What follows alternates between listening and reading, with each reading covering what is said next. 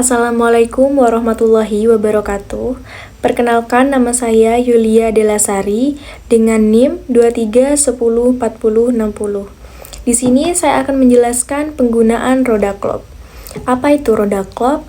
Yaitu alat bantu visual yang berbentuk lingkaran yang digunakan oleh tenaga kesehatan untuk memberikan konseling, informasi kepada pasien secara cepat dan praktis, yang bertujuan untuk agar akseptor memilih metode kontrasepsi yang sesuai dengan keadaannya dan kebutuhannya. Baik, terdapat pasien Nyonya A, P0A0, usia 25 tahun. Alamat, Jalan Mawar, pekerjaan, ibu rumah tangga, dan sudah menikah. Ingin menunda kehamilan dengan riwayat merokok. Nah, jadi di sini saya akan mencari yang sesuai dengan riwayatnya ibu tadi, yaitu riwayatnya adalah merokok di bawah usia 35 tahun. Seperti ini sudah ketemu ya. Jadi di sini ini adalah pemilihan alat kontrasepsi dan di sini angka-angkanya. Keterangannya ada di sini, yaitu kategori untuk kontrasepsi non sampai sterilisasi. Angka 1 dan 2 itu boleh atau dapat digunakan, dan nomor 3, 4 itu yang tidak dapat digunakan. Nah, di sebelahnya ini ada kategori untuk sterilisasi bedah atau vasektomi dan tubektomi. Terdapat A, C, D, S. Yang A yaitu dapat diterima. Terus yang C ini hati-hati. Yang D ini sepertinya ditunda dulu. Terus yang S adalah khusus. Baik, di sini terdapat angka ya, bahwa kontrasepsi hormonal kombinasi ini angkanya 2. Terus kontrasepsi pil progestin angkanya itu 1. Kontrasepsi suntik progestin 1, implan 1, terus AKDR levonorgestrel 1, terus AKDR koper 1, dan tubektomi itu A. Baik, di sini saya akan menyebutkan apa saja kekurangan dan kelebihan dari alat kontrasepsi ini. Yang pertama yaitu kontrasepsi hormonal kombinasi. Kelebihannya yaitu mengurangi anemia, mengurangi nyeri haid, dan juga siklus haid jadi teratur.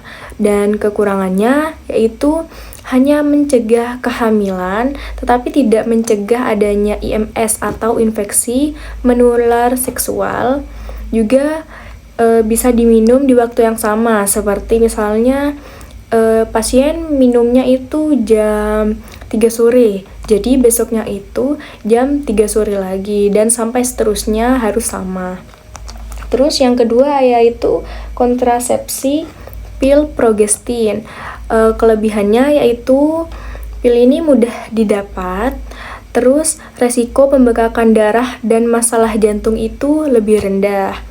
Juga kekurangannya, selisih waktu 3 jam itu mengurangi keaktivitasan pil progestin ini ya. Jadi tidak boleh melebihi waktu dari 3 jam, harus tepat waktu seperti sama kontrasepsi hormonal kombinasi seperti itu. Lalu yang ketiga yaitu kontrasepsi suntik progestin. Nah, kelebihannya itu praktis ya, karena 3 bulan sekali. Ini sangat cocok untuk orang yang tidak disiplin untuk minum pil seperti pil sebelumnya yang sudah disebutkan.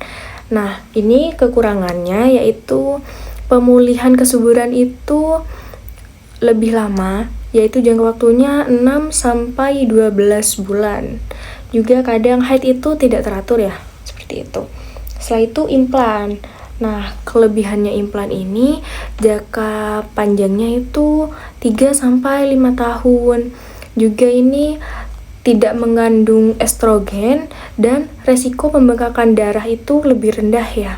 Juga jika pakai implan ini tidak mengganggu hubungan seksual seperti itu. Jadi lebih nyaman untuk digunakan jangka panjang seperti itu.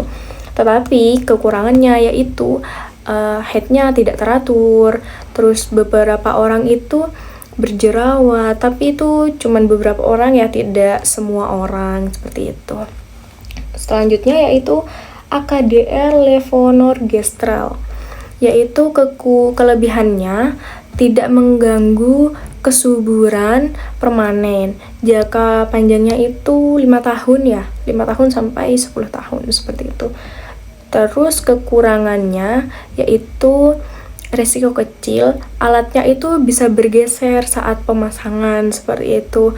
Juga tidak melindungi dari IMS ya, yaitu infeksi menular seksual. Selanjutnya itu adalah AKDR Copper.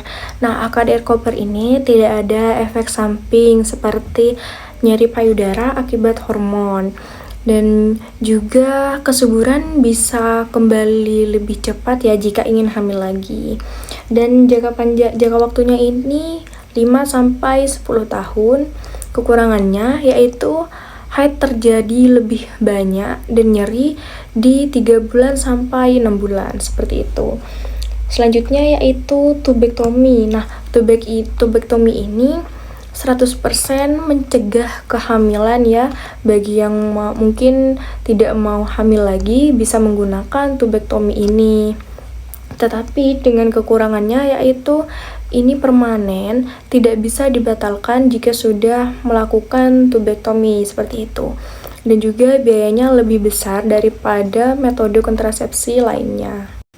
Baik, cukup sekian cara menggunakan roda klop dan juga alat kontrasepsi apa yang sesuai dengan riwayat ibunya. Terima kasih. Wassalamualaikum warahmatullahi wabarakatuh.